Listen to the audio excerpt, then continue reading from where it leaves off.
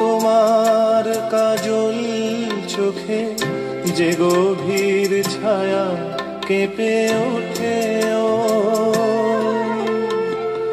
তোমার আধারে ওগো যে হাসির মধু মায়া ফোটে, ও তারাই অভিমান বোঝে না আমার, বলে তুমি তো আমায় ভালোবেসেছ, শুধু আমার গোপন ব্যথা কেঁদে কেঁদে কয় কেন আরো ভালোবেসে যেতে পারে না হৃদয়। আমি এত যে তোমায় ভালোবেসেছি।